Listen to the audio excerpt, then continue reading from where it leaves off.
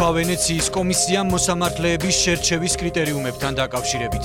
რატომ აცხადებს კომისიის რეკომენდაციებს საკუთარი პოზიციის მხარდაჭერად ოპოზიცია, უმრავლესობა და არასამთავრობო სექტორიც. სასამართლო რეფორმა და ქართული ოცნების პოლიტიკა. პარლამენტის ვიცე-სპიკერი გიორგი ვოლსკი მთავარი თემის შესახებ. რა გაანადგურა ხანძარმა პარიზის ღვთისმშობლის ტაძარში? რა გადარჩა? რა ვერსიებზე საუბრობენ? როგორ აღადგენენ და რას ახსრებით? დამთარუხაძე დაზიანებული და გადარჩენილი კულტურული ძეგლის შესახებ. საგანგაშო სტატისტიკა, რა ხდება საქართველოს გზებზე, რატომ იღუპებიან ადამიანები და როგორ უნდა შეიცვალოს ვითარება. გიორგი კობერიძე შინაგან საქმეთა სამინისტროს ოფიციალური მონაცემების და ავტოავარიების შესახებ. რა პრობლემები აქვს საყოველთაო ჯანდაცვის სისტემას საქართველოში? თენგიზ ვერულავას საავტორო ხედვა.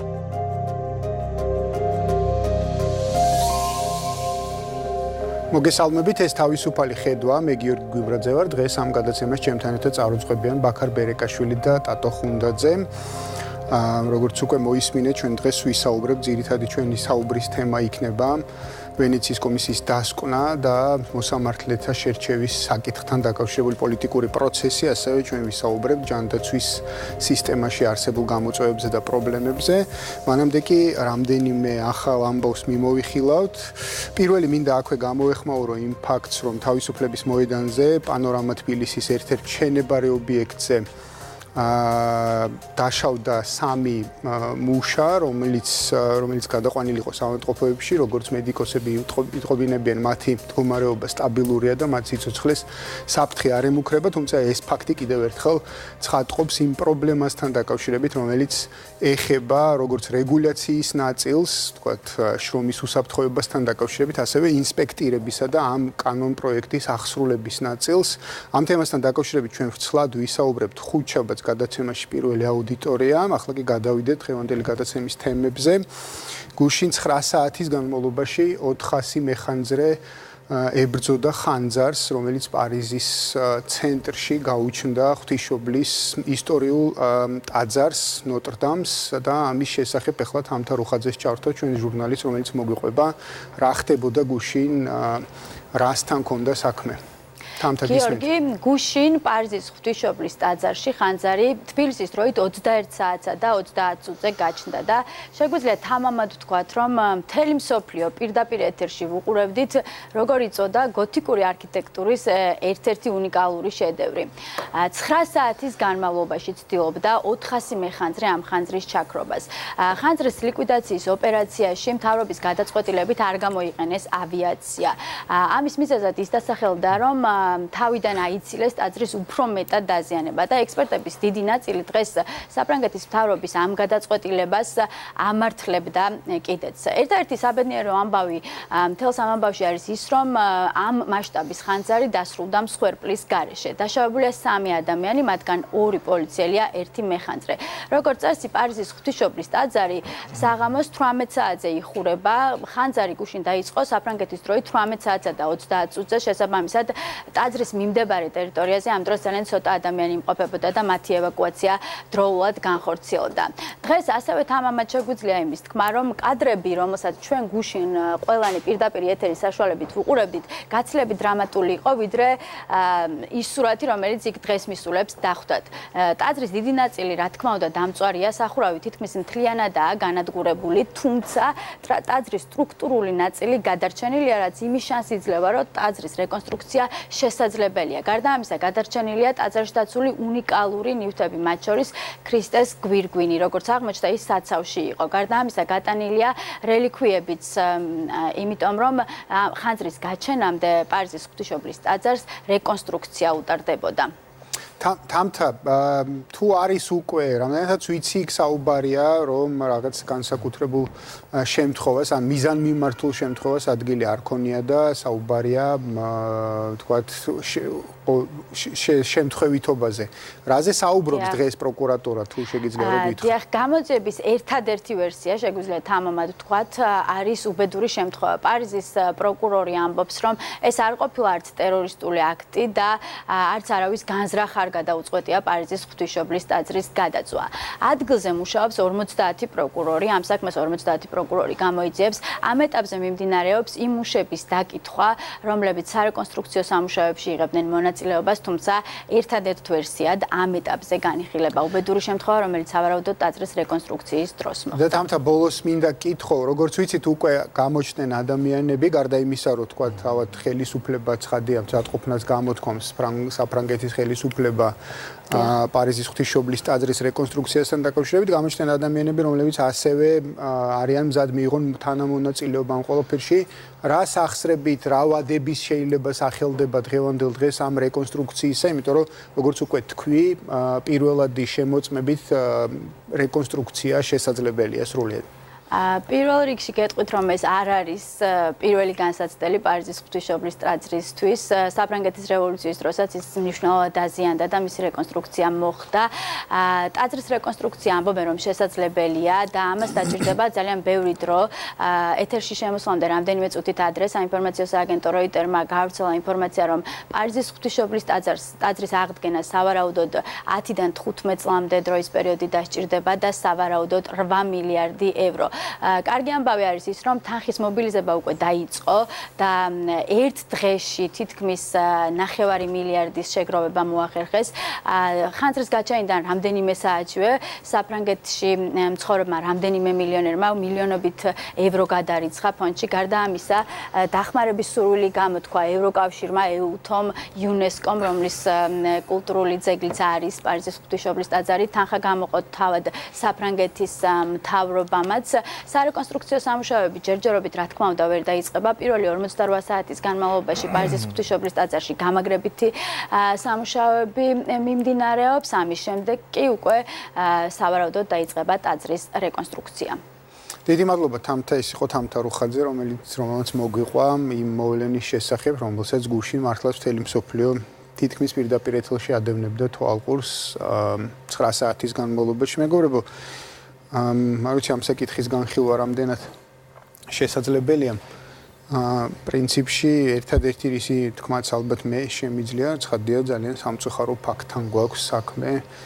ერთ-ერთი იყო ძალიან მნიშვნელოვანი კომპონენტი, რომელიც გუშინ ძალიან ისე მოხდა ჩემს ხურს, როცა BBC-ზე ამ თემას განიხილავდნენ, ერთ-ერთმა ქალბატონმა საფრანგეთიდან, რომელიც ჩართული ყავდათ განხილვაში, თქვა, რომ როცა ჩვენ უყურებდითო, როგორ ინგრეოდა პალმირა სირიაში, ძეგლები და ასე შემდეგ, ესე გვეგონა, რომ ეს ყველაფერი იყო სადღაც შორს, ჩვენ არასდროს არ შეგვეხება და ასე შემდეგ და თუმცა აღმოჩნდა, რომ მსგავსი ტრაგედიები შეიძლება ჩვენთანაც მოხდეს და არც ჩვენ ვართ დაცულნი იმისგან, რომ ჩვენი ძეგლებიც არ არის დაცული, თქვათ, საბოლოოდ. თუნდაც იმგვარი შემთხვევითობისგან, როგორც იყო გუშინდელი შემთხვევა პარიზის ღვთისმშობლის ტაძართან დაკავშირებით. რა ვიცი, ბაქარ. კი, ნამდვილად ეს მნიშვნელოვანი არის, რომ დიახ, ჩვენ გვახსოვს ეს პერიოდი, როდესაც სირიაში განადგურდა უნიკალური ტიპის ძეგლები, ხო, კულტურული მემკვიდრეობის, რომელიც იყო საგანძური, ასე ვთქვათ, კაცობრიობისთვის, ხო? აქ ძალიან მნიშვნელოვანი არის ერთი რაღაცა, რომ შეიძლება ინფორმაციები, რომ ვთქვათ, კერძო პირები იწყებენ დაფინანსებას რეკონსტრუქციის, ხო? ეს ცხადია მნიშვნელოვანია, მაგრამ აქ ეხლა ეს არის გარკვეულწილად ეს არის გამოცდა, ასე ვთქვათ, ფრანგული სახელმწიფოსთვის, რამდენად ასე ვთქვათ, ძლიერია სახელმწიფო ჩაერიოს, ასე ვთქვათ, კულტურულ და ეკონომიკურ ცხოვრებაში. სახელმწიფო უნდა გახდეს ამ შემთხვევაში მთავარი ინვესტორი, იმისა, რომ მოხდეს მისი რეკონსტრუქცია და ეს არანაირად არ უნდა მიანდოს ფილანტროპების თუ ასე ვთქვათ ქველმოქმედების ბედს. სახელმწიფო უნდა გამოიჩინოს ამ შემთხვევაში მთავარი პასუხისმგებლობა და ის უნდა დადგეს ამ სიმაღლეზე. არ ვიცი რამდენად შეძლებს თანამედროვე ფრანგული სახელმწიფო ამას, იმიტომ რომ იქ ცალკე პრობლემები, ასე ვთქვათ, რაღაცა ის იდეოლოგიური პროცესები, რომელიც საფრანგეთში მიდის, ნაკლებად ასე ვთქვათ, ნაკლებად წარმოსახავს ძლიერი სახელმწიფოს იდეას. ეს რომ მოხდარიყო, ვთქვათ, სხვანაირი ტიპის საფრანგეთში, როდესაც როდესაც საფრანგეთს მართავდნენ ის პოლიტიკური ძალები, როდესაც სახელმწიფო წარმოადგენდა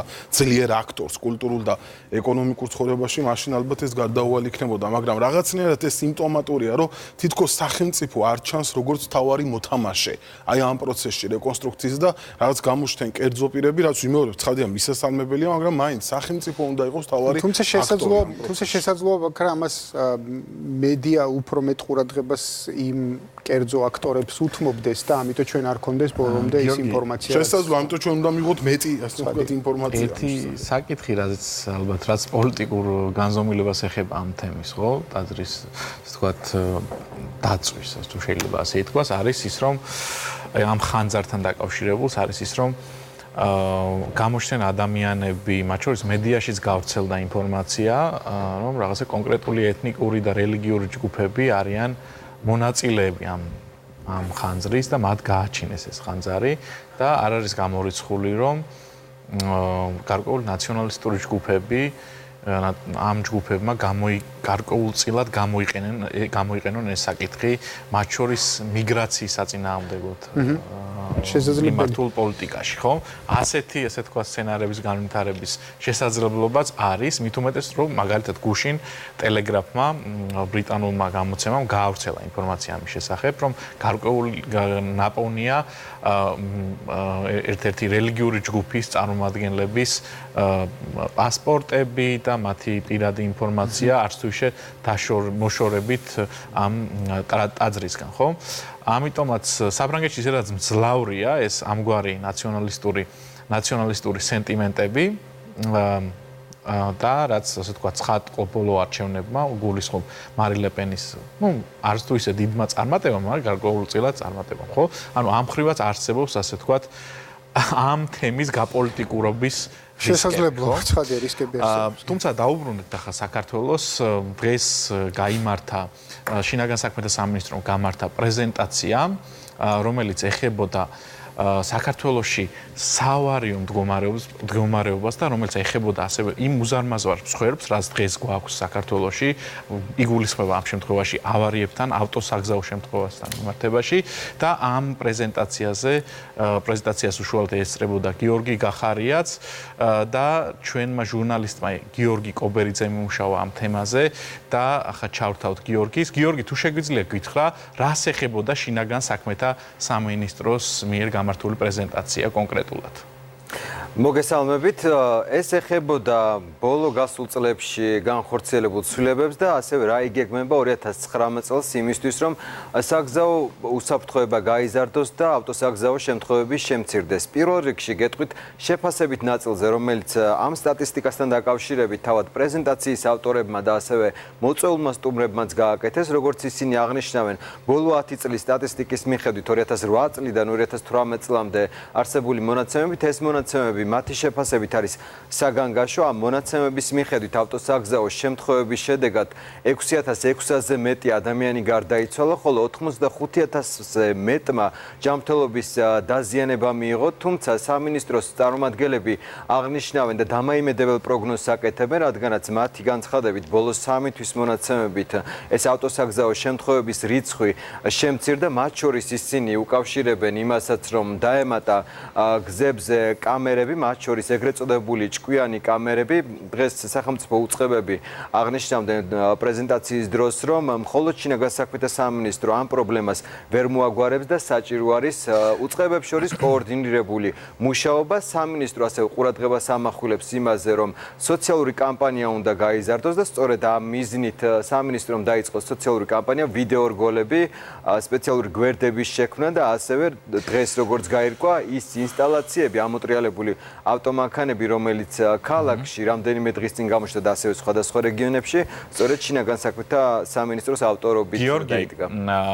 მხოლოდ და მხოლოდ სოციალური კამპანიების მეშვეობით აპირებს შინაგან საქმეთა სამინისტრო ამ პრობლემებთან ბრძოლას, თუ არის კიდევ სხვა რაღაც სტრატეგიული მიმართულებები, იმიტომ რომ როგორც შენ აღნიშნე, მსხვერპლთა რაოდენობა არის საკმაოდ მაღალი, მათ შორის თუ შევადარებთ რეგიონის სხვა ქვეყნებსაც, ხო? სოციალური კამპანია ერთ-ერთი ნაწილი არის, როგორც სამინისტრომ დღეს წარმოადგინა სამოქმედო გეგმა, ამ გეგმის მათ შორის არის არსებული რეგულაციების გამკაცრება, ადმინისტრაციული სამართალდარღვევათა კოდექსში გაწერილი სანქციების გამკაცრება, იგივე შესაძლოა ეს იყოს დგომა გაჩერება, ასევე ნასვავი მძღოლებისთვის, ასევე კიდევ ერთი მნიშვნელოვანი, რომელიც მაყურებელსაც აინტერესებს, არის ის, რომ ქულების სისტემა მიებმევა ვიდეო სამეთვალყურეო კამერებს, ანუ დაჯარიმების შემთხვევაში შესაძლოა მძღოლს დააკლდეს ქულა და ასევე მოპედების რეგისტრაცია დაიწყება, ვინაიდან მოპედები ამ შემთხვევაში არც ერთ საკანონმდებლო ჩარჩოში ამ ეტაპზე არ რეგულირდება და მოხდება ამის რეგულირება და რეგისტრაცია, ასევე საპატრულო ეკიპაჟების გაზდასაპირებს შინაგან საქმეთა სამინისტრო და უკვე სამინისტროს უკვე დაწყებული აქვს ნარკო ტესტებზე შემოწმება მძღოლების. გიორგი, ალბათ ყველაზე მნიშვნელოვანი არის ალბათ მაყურებლისთვის და მძღოლებისთვის ეს ქულების მიბმა ამ ასე ვთქვათ ჯარიმებთან, ხო, უпроსორად ჯარიმებთან, ხო, რომელიც ვიდეოებით არის გადაღებული. ანუ თუ არის ცნობილი, როდიდან ამოქმედდება ეს ახალი რეგულაცია? ამ ეტაპზე. კონკრეტული თარიღი ჯერჯერობით არ დასახელებულა, ვინაიდან როგორც დღეს გაირკვა, დამატებით კონსულტაციებს მართავენ, მათ შორის იმ თემაზეც, რომელიც ეხება, თუ კი თქვენ ათხოვეთ ვინმეს ავტომანქანა და შემდეგ ჯარიმა მოვიდა ამ ავტომანქანის მიერ საგზაო წესების დარღვევაზე, ვის უნდა დაეკისროს ეს ჯარიმა და ვის უნდა ჩამოაკლდეს ეს ქულა, ამაზე როგორც სამინისტრო ამბობს, ოპტიმალური ვარიანტი მოძებნეს, რომელსაც საზოგადოების ფართო ჩართულობით განიხილავენ, მათ შორის არასამთავრობო ორგანიზაციებთან ერთად, რომლებიც საგზაო უსაფრთხოებაზე მუშაობენ. დიდი მადლობა გიორგი. პრინციპში ჩვენ შეგვიძლია განვაგრძოთ ამ საკითხზე მსჯელობა. პრინციპში ალბათ მისასალმებელია, რომ შინაგან საქმეთა სამინისტრო დგამს მნიშვნელოვან ნაბიჯებს. ერთი მხრივ საზოგადოების ცნობიერების ასამაღლებლად და მეორე მხრივ კონკრეტულ ნაბიჯებს ასევე რეგულაციების გამკაცრებისკენ. მაგრამ აქ არის, ასე ვთქვათ, გარკვეული პრობლემა შეიძლება შეინიშნოს, ხო? ანუ იგულისხმება ის, რომ საქართველოში არის მოსახლეობა საკმაოდ ღარიბი, მათ შორის მძღოლებიც შედიან ამ ღარიბ მოსახლეობაში და ამან შეიძლება, ასე ვთქვათ, გამოიწვიოს ის, რომ გაიზარდოს ადამიანებზე ეს ტვირთი ჯარიმების სახით, ხო? რამდენად არის თქვენი აზრით, რას ფიქრობთ ამ საკითხზე, რაღაცა კონკრეტული კომპრომისული ვარიანტის მოძებნა? თუმცა გარკვეულ შემთხვევებში, თუ ეს არ იქნება ტვირთი, პრინციპში ხა ის ჯარიმა თუ ტვირთად არ იქცევა, შესაძლოა ის ეფექტურიც არ იყოს, ანუ თქვა დაბალი ჯარიმა რაღაცა გარკვეულ შემთხვევებზე, შესაძლოა იყოს გარკვეული თვალსაზრისით იმის მანიშნებელი წამახალისებელი რომ დაარღვევს ადამიანს. რა გითხრა, ხა წახალისები ჯარიმა არავის არ უყვარს და როგორიც არ უნდა იყოს, რამხელაც არ უნდა იყოს, ალბათ ის რაღაცას მოქმედებს ფსიქოლოგიურად, მაგრამ არ არის, აი გარკვეულ შემთხვევებში შენ შეიძლება შენ თავს მისცე უფლება რაღაცა დაარღვიო, იმიტომ რომ ეს არ არის ტვირთი შენთვის, ანუ შენ სოციალურ მდგომარეობაზე არ აისახებას, ესე რომ შევხედოთ, ხო?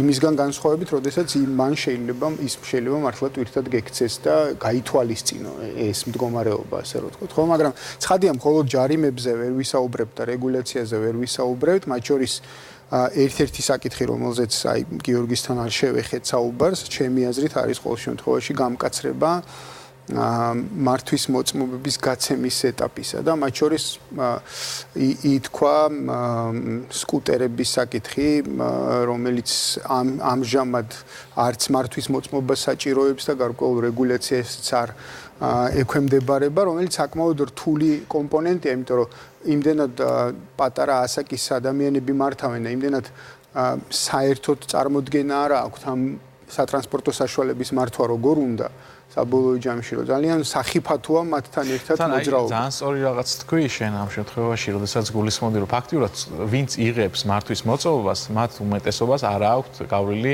ეს სპეციალიზირებული სკოლები, ხო? სადაც შეიძენენ. ხო, ესეც პრობლემაა, იმიტომ რომ შეიძენენ მართვის მოწმობის ელემენტი გადის ორ კომპონენტზე, ხო? თეორიულ ცოდნაზე და პრაქტიკულ ცოდნაზე. თეორიული ცოდნა, რომელიც მოითხოვება დღევანდელ დღეს, მათ შორის პრაქტიკული საკმაოდ ისეთია, რა ქვია, მექანიკური პრაქტიკული ცოდნაა, ხო, რაღაც გარკვეული რვიანი, სადღაც გაჩერება, სადღაც დაძვრა და ასე შემდეგ. ხო რაც ადამიანები სწავლობენ მხოლოდ ამ მოქმედებას. მექანიკურ რაღაცებს სწავლობენ და იმის იქით არ არის. ანუ ამ ბილეთების სწავლის იქით არ მოდის ეს უსაფრთხოების კომპონენტის შესწავლა, რომელიც გზაზე არის. მაგალითად, ქალაქში გადაადგილება არ არის ერთ-ერთი კომპონენტი, ხო? მამართვის მოწყობის ჩაბარების დროს და ადამიანები, როდესაც იღებენ მართვის მოწყობას და კიციან მხოლოდ ეს კონკრეტული მოქმედებები, მანქანით შემდეგ პირდაპირ ხვდებიან ქუჩებში, რა. ეს სოციალური კამპანიის მიმართ ცოტა სკეპტიკური ვარ, რომ ხშირად ადამიანების დარწმუნების პროცესი საკმაოდ რთულია, ამიტომ ასეთი ტიპის პრობლემების რამაც შეიძლება ტრაგედიები გამოიწვიოს, ხო, თავიდან აცილებს ყველაზე ეფექტური მექანიზმი ყოველთვის არის მკაცრი რეგულაციები, ხო? და საერთოდ თანამედროვე, ასე ვთქვათ, სახელმწიფო, იგივე ევროპული სახელმწიფო ზუსტად არის დაფუძნებული ამ მკაცრ რეგულაციებზე ყველა ცხოვრების, ასე ვთქვათ, ამ სოციალური და ეკონომიკური ცხოვრების სფეროში. ხო, ეს სოციალური კამპანია შეიძლება იყოს რაღაც ერთგვარი დანამატი ამ პრობლემის თავიდან აცილების, მაგრამ ეს არ შეიძლება იყოს თავარი მამოძრავებელი ძალა, ხო? მხოლოდ მკაცრი რეგულაციები, ასე ვთქვათ, ახდენს თლიანად ტრანსფორმაციას ასეთ ტიპის პრობლემების და შემდეგ მოგვარებას. კარგით, მეგობრებო, მე მგონი გადავიდეთ სტუმართან, როგორც უკვე ჩვენ მაუწყებელმა იცის, მე შეგახსენებთ, რომ დღეს ჩვენი სტუმარი იქნება გიორგი ვოლსკი, პარლამენტის ვიცე-სპიკერი, რომელთან ერთადაც ვისაუბრებთ ვენეციის კომისიის დასკვნაზე და ზოგადად მოსამართლეთა შერჩევის პროცესზე და მის პოლიტიკურ მდგენელზე. დაგვეუბნეთ ზუსტად რამდენიმე წამში ჩვენ სტუმართან ერთად დაგიბრუნდებით.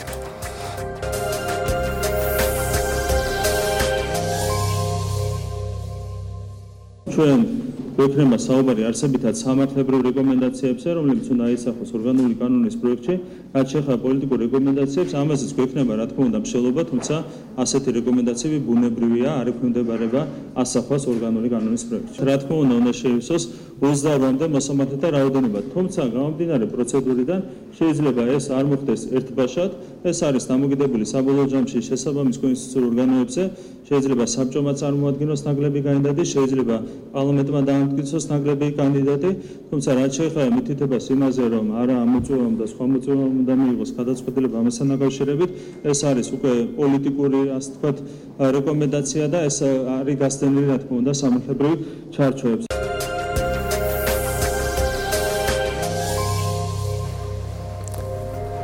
ბრუნდებით ეთერში, როგორც უკვე გითხარით, ჩვენი სტუმარია გიორგი ვოლსკი, პარლამენტის ვიცე-სპიკერი. ბატონ გიორგი, დიდი მადლობა, რომ ჩვენთან ერთად ხართ. ვენეციის კომისიის დასკვნა. დღეს ასე იყო წარმოჩენილი, ყველა პოლიტიკურმა ჯგუფმა თუ არასამთავრობო სექტორმა თუ ასე შემდეგ თავის სასარგებლოდ წაიკითხა. ეს უკვე ჩვენ ტრადიციად ჩამოყალიბდა ჩვენთან. ყველა თავის ნაწილს კითხულობს მხოლოდ გარკვეული დოკუმენტებისას. მე მაინც მინდა კითხოთ, რაში დაინახა მართლმა გუნდმა ვენეციის კომისიის მხარდაჭერა ამ დოკუმენტში? მოგესალმებით თქვენ მაუწყებელს. მხარდაჭერა დაინახა იმაში, რომ დოკუმენტი საქმიანია. არ არის რაღაცა დატვირთული ამ პოლიტიკური ინსინუაციებით და სხვანაირი არ შეიძლება ყოფილიყო ვენეციის კომისიის დასკვნა. საქმიანი, პრაგმატული და მაქსიმალურად გათვალისწინებული სიტუაცია, რომელიც აი ამ საკითხთან დაკავშირებით არსებობს. მე მგონია, რომ ეს არის მთავარი პოზიტივი. ჩემი კოლეგებიც იზიარებენ, მაგრამ ეხლა ემოციური დამოკიდებულება, ვთქვათ, მე შეიძლება სხვა მქონდეს. შეიძლება სხვა მქონდეს იურისტს, რომელიც ამას აფასებს, მაგრამ პოლიტიკოსებმა მე მგონი გადააჭარბეს და მე ვერ ვიტყოდი ამ საყვედურს ჩვენ გუნდზე. გადააჭარბეს შეფასებებში და საზოგადოებისათვის არასწორი ინფორმაციის მიწოდება გახდა ერთ-ერთი მთავარი სამოქმედო მექანიზმი, რომელსაც დღეს ბევრი პოლიტიკოსი და პოლიტიკური ჯგუფი მიმართავს. რა იყო მთავარი არასწორი ინფორმაცია? რაც გავიგონეთ, ის რომ ვენეციის კომისიამ გააცამტვერა თურმე ჩვენი შეთავაზებული პროექტი, რაც არა თუ სინამდვილეს არ შეესაბამება, არამედ რაღაცა მოწყვეტილია რეალობას. არის შენიშვნები, რომლის გათვალისწინება შეიძლება, რომელზეც კამათი შეიძლება მაგრამ როდესაც სასწორზე დევს თქვათ ორი პოზიცია, პოლიტიკური გუნდების პოზიცია, ასაკურველია ვენეციის კომისიის დოკუმენტის პრაგმატულობაზე, იმიტომ საუბრობ, რომ ის ცდილობს გაიაროს ისეთ ხაზზე, რომ ეს ნაკლებად რომ აგვაცილოს თავიდან ეს დაძაბულობა და თუ კი შენიშვნას აკეთებს თქვათ სამთავრობო დოკუმენტის მიმართ, თქვათ გამოცდების თემაზე, ან ინტერესთა კონფლიქტის თემაზე, ან იმ საკითხებზე, შევსების საკითხებზე, საკადრო შევსების საკითხებზე, ეს იმას არ ნიშნავს, რომ ჩვენ თითს გვიქნევს და თქვათ ოთოკახიძეს აკებს. ეს იმას ნიშნავს, რომ ცდილობს სწორი სამართლებრივი გზით მოაგვაროს ეს სიტუაცია და რაციონალურ გზაზე გაგვიყვანოს. ბატონ გიორგი, აი საკადრო შევსების საკითხი ახსენეთ. ეს ეხება უზენაესი მოსამართლეების, ასე ვთქვათ, საკადრო შევსების საკითხს, ხო? აქ როგორც ვიცით, ვენეციის კომისია ამბობს ასეთ რამეს, რომ გამომდინარე იმ პროცესებიდან, რაც არის დღეს საქართველოში, პოლიტიკური პროცესები იგულისხმება, უმჯობესი იქნება თუ ის შესავსები კონტინგენტი დაინიშნება პარლამენტის მიერ იმ შესავსები კონტინგენტი ნახევარი დაინიშნება ახლა და შემდეგი ნახევარი უკვე შემდეგი არჩევნების შემდეგ, ხო? თქვენ როგორ უყურებთ, ანუ უმრავლესობა როგორ უყურებს ამ პოზიციას? ხო, უმრავლესობა მთლიანად არ ვიცი, ამ თემაზე ალბათ კიდევ იქნება დამატებით მსჯელობა. მე შემიძლია ჩემი აზრი გითხრათ, რომელიც მნიშვნელოვანწილად ემთხვევა, თქვათ, ჩემი კოლეგების აზრს. მაგრამ აი სულ ვცდილობ, ეხლა თქვენთან აქ მოვდივარ, ეს ფორმატი მომწონს იმდენად რამდენადაც ვცდილობ, რომ არ დავტვირთო პოლიტიკური რაღაცა წიაღსვლებით და გამოსავლის ძებნით, როგორ დაუპირისპირდე ჩემ ოპონენტს. ხალხს მინდა უთხრა გაუზიარო ჩემი აზრი. როგორ არის, იცით, არჩა 18 ადგილი. ეხლა არის 8 მოსამართლე უზენაეს სასამართლოში. და არის კატასტროფული მდგომარეობა. უზენაესი სასამართლოში ჩვენ გავზარდეთ, ისე კარგი ნაბიჯი გადავდგით თავიდანვე. რომ მიმართვიანობა ის ლიმიტები, რაც ქონდა დაწესებული ნაციონალურ მოძრაობას, გავაფართოვეთ. და აქედან გამომდინარე შემცირდა მნიშვნელოვანწილად საერთაშორისო სასამართლოებში მიმართვიანობა. უზენაესი სასამართლო ბევრ საკითხებში ჩაერია ისეთში, სადაც აკრძალული ქონდა საერთოდ თემაზე საუბარიც კი. მით უმეტეს განხილვა. და საქმეების რაოდენობის მატებასთან ერთად შემცირდა რაოდენობა. ხლა თქვენ როგორც გინდათ განსაჯეთ, მაგრამ არ მეგულება არც პოლიტიკოსი და არც ნებისმიერი ადამიანი, მოქალაქე, რომელიც დაგთანხმდება იმას, რომ 8 მოსამართლე თუ ვერ ართმევს საქმეს, იცით რა, მოდი ეხლა 9 ეხლა დაუმატოთ და 9 მერე დაუმატოთ. იქნებ მე-10 არის კაშკაშა ვარსკვლავი ან მე-11. ეგერთი. აქედან გამომდინარე, ხლა ირაკლი შეაფასა კობახიძემ ისე, რომ ესო სამართლებრივ თემას სცილდებაო და არის უფრო პოლიტიკურიო, რომ აი ჩვენ შორის ეს კამათი დამთავრდეს. მოდი რა, ნახევარი თქვენ აერჩიეთ და ნახევარი ხა თუ შეცვლით ქართულ ოცნებას 2020-ში, მერე თქვენ დაამატეთ. რეალობა აქ საკმაოდ რთულია. კი ბატონო, გისმენთ. დიახ, ბატონო გიორგი, ზუსტად ეგ მინდოდა ჩამეგითხა, რომ პოლიტიკური შინაარსის მატარებელია ცხადია ეს რეკომენდაცია. ამიტომ როგორი განწყობაა მეტნაკლებად ქართულ ოცნებაში აპირებს ამ ტიპის პოლიტიკური რეკომენდაციას იმსჯელოთ მაინც? ეცი რა, არა, შეიძლება რასაკვირველია ვაპირებთ. არჩევნებამდე არის სულ რაღაც ძალიან ცოტა ხანი დარჩენილი. სტანდარტი, რომელიც ჩვენ დავნერგეთ, რომ იქ მსჯელობაც გარეთ გამოდის, ჩხუბიც გარეთ გამოდის და რაღაც ინფორმაცია არ არის საზოგადოებისაგან დამალული და თქვათ შევხვდით რაღაც ოთახში და იქიდან ერთი ჯარისკაცებივით ერთი ნაბიჯით გამოდივართ, ესეთი არ არის. ეს სტანდარტი ცუდად ინერგება, იმიტომ რომ ამას ამ შექმნილ სიტუაციაში სოციალური პრობლემები, უამრავი სხვა პრობლემებიდან გამომდინარე, ყველაფერს იმხელა პოლიტიკური ტვირთი ედება ზურგზე, რომ აი შექებათ არ მინდა ჩაღროქს ჩამითვალოთ, მაგრამ სწორედ ესეთ ფორმატში უნდა იყოს მსჯელობა და არა იმ კივილ-წივილში, რაც უფრო ხშირად გვესმის. ეს მოხდება. აი ესე შეიძლება ამასთან დაკავშირებით საზოგადოებას ეცოდინება ჩვენი კითხვას ან რატო არის ეს მნიშვნელოვანი და საინტერესო ალბათ იმიტომ რომ არჩევნებამდე არც თუ ისე დიდი ხანი არის ხო დარჩენილი ანუ აქამდე სასამართლო ფუნქციონირებდა ახლა ვენეციის კომისია გთავაზობთ გარკვეულწილად ოპტიმალურ ვარიანტს ხო რაღაც ნახევარი მოსამართლეები დავამატოთ ახლა შეერიგდითო ხო ნახევარი დავამატოთ და ნახევარი მერეო ხო და შეერიგდითო და იქო თუნდაცო იქ საკითხებიო რაც თევს პირდაპირ გაგებით თავზე აყრიათ რა ამ ხელა ამდენი რაოდენობა და თუ აქამდე ასე იყო ახლა ეს ერთ წელიწადში ჩამოინგრევა კარგით რა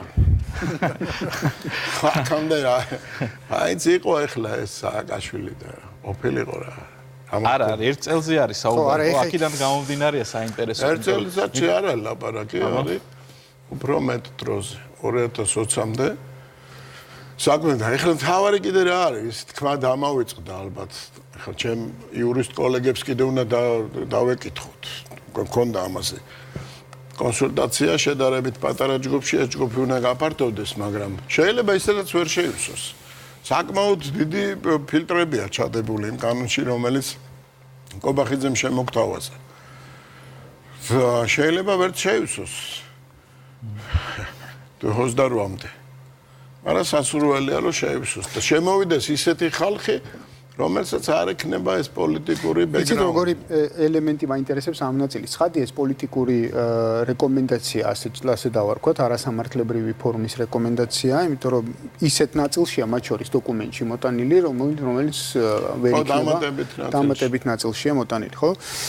მაგრამ ამას ყველაფერს ამყარებს ვენეციის კომისია აი ამ რეკომენდაციას იმით, რომ არსებობს დაბალი ნდობა იმ თქვათ უზენაესი საბჭოს მიმართ და რეალურად ის პარალელს გარკვეული თვალსაზრისით მიუთითებს იმაზე, რომ ამ პარლამენტსაც ბოლომდე არ აქვს ლეგიტიმაცია, თქვათ ეს საკითხი გადაწყვიტოს და მომავალმა უნდა გადაწყვიტოს. დიახ. ეს იმას ნიშნავს, რომ პარლამენტს არ ენდობა და იმას კი ბატონო, აი ესეთი რამე მინდა კითხოთ უბრალოდ რა. ზოგადად ლეგიტიმაციის განახლების დემოკრატიულ რეალობაში ლეგიტიმაციის განახლების ერთ-ერთი თუ არა ერთადერთი ყველაზე კარგი საშუალება არის არჩევნები თავისთავად, ხო? პოლიტიკური ჯგუფი საკუთარ ლეგიტიმაციას განაახლებს ხოლმე არჩევნებით და იმ შედეგით, რომელსაც ის არჩევნებზე აჩვენებს.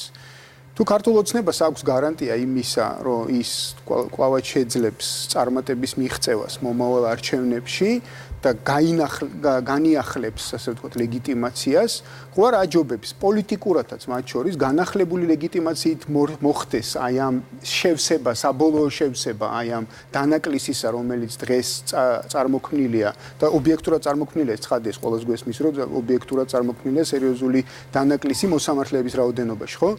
მაგრამ საბოლოო შევსება განახლებული ლეგიტიმაციით რომ მოხდეს და არა ეხლავე, როდესაც თითქოს ეს ლეგიტიმაცია კითხვის ნიშნის ქვეშ დადგა, იმიტომ რომ გუნდის წევრებმა დატოვეს გუნდი ამ საკითხიდან გამომდინარე. ხო, გასაგებია, ასე იგი თქვენ ამბობთ, რომ ვაღიაროთ რა, რომ ვენეციის კომისია ექსპერტები, რომლებიც იქ შედან პოლიტიკაში უფრო უკეთ ერკვევიან სიტუაციაში და ვაღიაროთ, რომ იცით რა თანხმდებით იმაზე, რომ მართლაც შეიძლება მათ ნაკლები ნდობა გააჩნდეს და ლეგიტიმაციას ეგეც მაინტერესებს სხვათა შორის, რომ რაზე დაყრდნობით საუბრობს ვენეციის კომისია, რომ ნდობის დაბალი მაჩვენებელი, ანუ რა ინფორმაციას ეყრდნობა თქვენ? არაფერი, იქ მაღალი დონის ექსპერტების შედან და ამ სფერო როგორც კი გამოვა სამართლებრივი სფეროდან და გადადის პოლიტიკურ სფეროში შეიძლება პასუხებს ვერ გასცემენ, მაგალითად ჩვენ რომ უთხრა, რომ კი მაგრამ რის საფუძველზე მეუბნები, რომ მე არა მაქვს პარლამენტს ლეგიტიმაცია და თავარი ხო მაინც საზოგადოებაა. საზოგადოებამ ხო უნდა დაინახოს, რომ ის ბარიერები, რაც არის დაყენებული, ვერანაირად ვერ იქნება манипуляციის საგანი. ამაზე ლაპარაკი არ არის, ეს რთული სალაპარაკოა. ადამიანს ვინც გიყურებს ახლა ტელევიზიით, ვინც გიყურებს, იმას უნდა უთხრათ, რომ იცით რა, ეს სამართლებრივი საკითხები, რომელიც მეც თქვა შეიძლება არ ვიყო ამ დონეზე გარკვეული და ჩახედული, არის იმის გარანტია, რომ აქ ვერ შემოიპარება ადამიანი, რომელსაც არ აქვს ლეგიტიმაცია და აქედან გამომდინარე ჩვენ ვერ ავიღებთ ჩვენ თავზე იმის რა ვიცი ფუფუნებას რომ რაღაცა ეჭვის ქვეშ დავაყენოთ ჩვენივე კანონპროექტი, რომელიც შემოტანილი გვაქვს. ანუ რას ჩვენ ვამბობთ, რომ ისეთი კანონპროექტია, რომ ეს პრობლემა, რეალური პრობლემა, რაც ქვეყანაში არსებობს, დაიფარება და ის გეუბნება, არა, იცით რა, თქვენ რომ მორიგდეთ ერთმანეთში, ესე ხომ არ აჯობებს, თან თქვენ სწორედ თქვით, თქვენ იმ ნაწილში, ესე ხომ არ აჯობებს. პირდაპირ ხელის აქნებით მოკლევა ამ საკითხის არ შეიძლება. ანუ თქვენ ამაზე უნდა ვილაპარაკოთ, კი? ანუ თქვენი პოზიციაა, რომ ახლანდელ პარლამენტს ლეგიტიმაციის განახლება არ ჭირდება იმისთვის, რომ მის მიერ შემოტანილი კანონპროექტი აღასრულოს. განსხვავება ჩვენი ხო ამ საკითხებთან დაკავშირებით მოსაზრებების განსხვავება არის სწორედ ეგ. ის ამ თემას იყენებს პოლიტიკურად, ვინც გედავება და ვისაც გუშინ აბსოლუტურად სასამართლო არ ქონდა, როგორც ასეთი, სასამართლო არ არსებობდა. არ მინდა გადაჭარბები და აქ პათოსი და იმით ვილაპარაკო, მაგრამ სასამართლო არ არსებობდა ფაქტიურად და ეხლა ეს ადამიანი გეუბნება, იცი რა, მე ვარ ლეგიტიმური და მე ვარ ისა და მე უფრო მენდობა და აი მე რომ მოვალ და გავიმარჯვებ, რაც მე მგონი რომ წარმოუდგენელია. მე შევავსებ მე დანარჩენს უფრო ჩემი მრავალხმიანობით.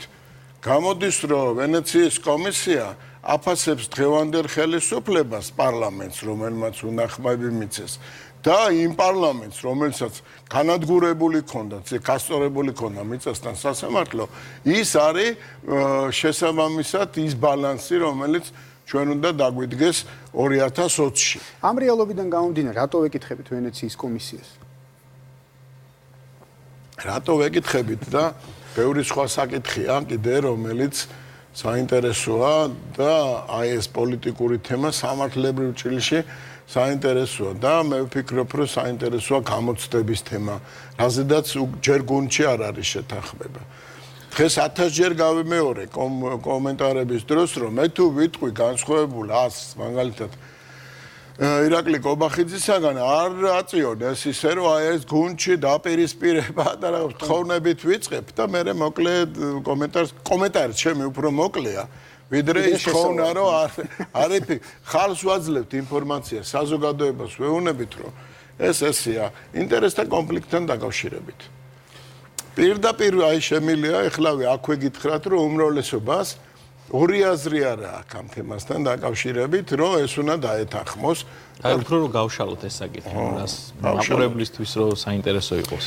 როგორ არის, იცით, ჩვენ მქონდა კანონპროექტში იყო ჩადებული, რომ ადამიანი, რომელიც თვითონ კანდიდატია, აი მასში იუსტიციის უმაღლეს საბჭოში და რომელიც თვითონ შეიძლება იყოს კანდიდატი უმაღლეს უზენაეს სასამართლოში ის არ უნდა ღებულობდე, შეუძლია მიიღოს მონაწილეობა რაღაც საკითხებზე. არა, მაგრამ საკითხები, როდესაც არის, თქვათ, კენჭისყრა, ან გამოკითხვა, ან მსჯელობა სხვა კანდიდატზე, ინტერესთა კონფლიქტი ჩნდება. მე არ მახსოვს დეტალ, ბევრი საკითხებია, მაგრამ რაღაც საკითხებზე უფლება აქვს. რაღაც საკითხებზე უფლება არ აქვს, მაგრამ ისინი გვეუბნებიან, რომ საერთოდ არანაირი უფლება არ კონდეს, თუ კი არის, გაიწიოს გვერდზე და თავის კოლეგებს თქვენი პოზიცია როგორია? ეხლა ამაზე თქვენი შეხედულება. ეს არის ძირითადი ერთ-ერთი თემა, რაზედაც ოპოზიცია გვედავება.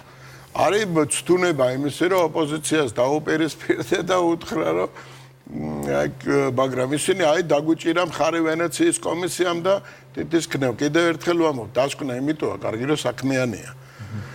ამაზე შეიძლება კი არა, დიდი ალბათობით არის თანხმობა. მეორე საკითხია, რომ უზენაეს სასამართლოში გარდა კვალიფიკაციისა, გარდა მონაცემებისა, წლებისა, მსახურობის წლებისა, პლუს კიდე იყოს გამოცდა. ეხლა არასამთავრობო ორგანიზაციები და პოლიტიკური ოპონენტები მათი აზრი არასდროს თითქმის არ ეწინათ, თითქმის კი არ აწინებდნენ ერთმანეთს, მაგრამ დიდი გუნდი ადამიანებისა გვეუბნება, რომ არასწორია. ეს გამოცდის ასე ხო, გამოცდა, იმიტომ რომ გამოცდა არის ამაძლევს საშუალებას რომ მიიღო ხო, დამატებითი მექანიზმს აძლევ ხელში ამ მოსამართლეთა არა ამას ვინც უნდა გადაწყვიტოს იუსტიციის უმაღლესობაშიც არ გვინდა გამოცდა ჩვენ ვეუბნებით რომ რა გამოცდა თუ უზენაეს სასამართლოში მიდის ჩვენ ვერ ვეუბნებით თუ უზენაეს სასამართლოში მიდის და უნდა კონდეს ავტორიტეტი არა მარტო იმაში მთლიანად საზოგადოებაში უნდა კონდეს ავტორიტეტი დაბალი რგოლის მოსამართლეებშიც ჩააბაროს გამოცდა და ანახოს რომ ის არის იმ ოლიმპზე სადაც მაღალი დონის იურისტების ხედან ხო და აი აქ აგვაქვს წინააღმდეგობა ეხლა ჩემი კოლეგები ამბობენ ვინც ამ შენიშვნას მხარს უჭერს რომ როდესაც სასწორზე დევს ორი თანაზომადი მოსაზრება რატომაც არ გავითვალისწინოთ ოპოზიციის აზრი აქედან ჩვენ ვეუბნებით რომ ოპოზიციის აზრის გათვალისწინება მოიტანს იმას რომ ის ნიშნის მოგებით დაგიწყებს თითის ქნევას ის ჩვენი გუნდის ის ნაწილი ამბობს რომ არა უშავს ვენეციის კომისიის კომპეტენტური დასკვნა საკმაოდ საფუძველია იმისათვის რათა პინამ იქით დაკაჩოს და არის ამაში რაღაც პოლიტიკური აზრიც ახლა გამოგიტყდებით რომც არ გამოგიტყდეთ ალბათ მსმენელი მიხვდება ამიტომ აი ესეთი გადაწყვეტილება შეიძლება მაგრამ მეკითხვის ნიშნები მრჩება აი ბატონ გიორგი არასამთავრობო სექტორზე მინდა გკითხოთ წეგანახსენეთ ესე ძირითადად ოპოზიციის ველი არის ესეთი რომ კონფრონტაციის ველი არის ესეთი რომ იქ არის წარმოდგენილი თქვა სამოქალაქო საზოგადოება რაღაც ელიტა სამოქალაქო საზოგადოების ყველა შეიძლება გარეთქოს და თქვა პოლიტიკური პარტიების ნაწილი ხო აი თქვენი აზრით აი ამ დაპირისპირებაში დღის წესრიგს ვინ ქმნის მეტწილად აი კრიტიკის დღის წესრიგს არასამთავრობო სექტორი თუ პოლიტიკური პარტიები თუ ერთმანეთზე არიან ესენი დაკავშირებულები და რა საინტერესო შეკითხვა ეს ინდივიდუალურია ალბათ ამაზე შეხედულება მე მაინც ვფიქრობ რომ არასამთავრობო ორგანიზაციები განაპირობებენ მნიშვნელოვან წილად საერთაშორისო ველზე ინფორმაციის გასვლას შეფასებით ნაწილში. ბევრ ადგილას მე რაც წამიკითხია რიპორტი, მაგალითად და ბევრ არ მინდა მაგალითების მოყვანა. მეშინია. ბევრ ადგილას ეს გასული ინფორმაცია როგორ არის, იცით, მოხსენიებული, რომ არის ინფორმაცია, რომ საქართველოში ეს ხდება. ინფორმაციის წყარო არის არასამთავრობო ორგანიზაცია. არასამთავრობო ორგანიზაციას თავისი მხრივ ადრე უფრო თავისუფლად ლაპარაკობდი რა, იგივე გრანტების მიღების ინტერესში. იმიტომ იღებს გრანტებს, რომ იყოს მაქსიმალურად კრიტიკული. მე არ ვამბობ, რომ არ უნდა გაითვალისწინო. რაც შეეხება, მაგრამ რაღაცა საერთო თანხმდრაშია სხვა პოლიტიკურ ჯგუფებში. ხო, ეხლა რა არის, იცით, მოვიარე რა რაღაცეები არასამთავრობო ორგანიზაციებს შევხვდი, მათ შორის დამფინანსებლებს, ვაშინგტონში ვიყავი, კონგრესმენებს. ძალიან დიდი უცებ წარმოვიდგინე, რომ მე ვარ იმ დონეზე, როდესაც მე ვიღებ გადაწყვეტილებას პოლიტიკური გუნდის ჯგუფის მხარდაჭერაზე და ჩემ language-ზე, ესე მოდაში რო არის, ჩემ შეფასებაზე პოლიტიკური ცხოვრებისა შედარებით პატარა ქვეყანაში. ძალიან დიდი მნიშვნელობა აქვს ვინ მოიტანს ინფორმაციას. ეხლა მე ახალს არაფერს არ ვამბობ, ჩემი ნებისმიერი ადამიანი გააჩერე ქუჩაში და რატო არ მუშაობთ, რატო არ ჩადიხართ, პიარი რატო არ გივარგათ. ხო და რეალობა არის სხვა. სამთავრობო დონეზე რო ხარ, ვერ მოატყუს. როგორც კი შენ მაღალი დონის შეხვედრების დროს ტყუილსიტყვი ისეც რომელიც რეალობას არ შეესაბამება, ან იქნები არაგულწრფელი, ფაქტიურად ჩათვალე, რომ შენ პოლიტიკურად უკვე აღარ არსებობ. აი აქ არის ბალანსი. ესეთი იდეალური არც ის არის, არც იქ არიან, არც ევროპაში, არც ამერიკის შეერთებულ შტატებში პირად ურთიერთობებს დიდი მნიშვნელობა აქვს იმას, მაგრამ თავარი ფორმულაა, რომელსაც აღიარებს ყველა და არ გაცდება. ეს ფორმულა არის შემდეგი. იყავი მაქსიმალურად კრიტიკული. მაგრამ თემებში გამოჭერილია ისეთში, გამოჭერილი კარგი სიტყვა, სადაც არა თუ სიმართლეს ცილდება, არამედ აშკარად ეთყობა პოლიტიკური ინტერესი. ბატონ გიორგი, აუცილებლად მინდა კითხოთ ეს კითხვა, ანუ რამდენიმე დღის წინ შედგა პოლიტიკური მოძრაობის შეიძლება ასე დავარქვათ, დაიცავი საქართველოს პრეზენტაცია, ხო? თქვენ დიდი ხანგრძლივი პოლიტიკური გამოცდილება გაქვთ და ამ გამოცდილებიდან გამომდინარე თქვენი, ასე ვთქვათ, პირადი მოსაზრება მაინტერესებდა, რამდენად არის შესაძლებელი და რამდენად ხედავთ გარკვეულ ხიფათს, რომ დაიცავი საქართველოს ამ მოძრაობამ გარკვეული, ასე ვთქვათ, ხიფათი შეუქმნას ქართული ოცნების უმრავლესობას უკვე შემდეგი არჩევნების დროს. ხა ემოციურადაც გეტყვით, იცით, ქართულ ოცნებაში აღმოჩნდი, იმიტომ მაინც ასე თუ ისე 90-იანი წლებიდან რაღაც დიპლომატიურ სამსახურში ძალიან საინტერესო ბიოგრაფია მქონდა აი ამ პერიოდში, ვაშინგტონში, თუნდაც მოსკოვში, ნიუ-იორკში, გაერთიანებული ერების ორგანიზაციაში და პოლიტიკური სულ რასაც გარედან უყურეთ პოლიტიკოსებს, არა მარტო ქართველებს. არის ხშირ შემთხვევაში რაღაც პოლიტიკური ინტერესებიდან გამომდინარე პოზიციის თავზე მოხვევა ამ მრჩევლისათვის, რომელიც რაღაცა უფრო პიარულია, უფრო პროპაგანდაა, ვიდრე რეალობაა. რაღაცა ქართულ ოცნებასაც შიგნით არ აქვს ეს დამოკიდებული, ანუ პოლიტიკური არსება არ არის, ზოგი ამბობს პოლიტიკური ცხოველი, ხო? ესე ამბობს. ქართული ოცნება. პოლიტიკური არსებები არ არიან, ადამიანები სხვანაირად არიან, თავის ემოციით, უარყოფითი და დადებითი მხარეებით. და ჩემთვის რთულია პოლიტიკოსის პოზიციიდან შევაფასო, ჩემი პლეიადის ან ბავშვობის გადაბული მეგობრები არა ვართ, მაგრამ მაინც ერთი სოციუმიდან მოვდივართ, ბევრნი, ვინც იქ დავინახე, მაგრამ ძალიან გულდაწყვეტილი ვარ იმის გამო, რომ მოწყვეტილია რეალობას ის, რასაც ისინი თუნდაც პოპულარული ენით უხსნიან საზოგადოებას. ან ინფორმაცია არ აქვს და მე მგონი უფრო სიღრმისეულად ანალიზი არ აქვს გაკეთებული, ან და გარკვეული აი გაბრაზება შეიმჩნევა ძალიანად ატმოსფეროში და ეს არის ერთ-ერთი საკითხი. ისიც რამე გითხოთ, აი ეს ყველაფერი, ეს გაბრაზება თუ რაღაცა ასე შემდეგ, რასაც არ უნდა დავარქოთ ამას ყველაფერს. სულ რაღაც რამდენიმე თვეში გამოვლინდა, იმიტომ რომ თუ ვიმსჯელებთ საპრეზიდენტო არჩევნებს, ეხლა რატო ვლაპარაკობ დაიცავი საქართველოს, იმიტომ რომ დაიცავი საქართველოს წარმომადგენლებს სწორედ აი ამ რაღაცა მოსამართლეთა შერჩევის პროცესზე აპელირებენ და თითქოს ამან გადააწყვეტინა მათ, რომ ისინი ასე დაპირისპირებოდნენ ქართულ ოცნებას და პრინციპში თუ დაიცავი საქართველოზე თვითონ ამ ტერმინს ავიღებთ დაიცავი საქართველოს, თითქოს ეხლა დღეს უკვე უნდა დაიცვან საქართველოს ქართული ოცნებისგან. ასე ჩანს ეს ყველაფერი.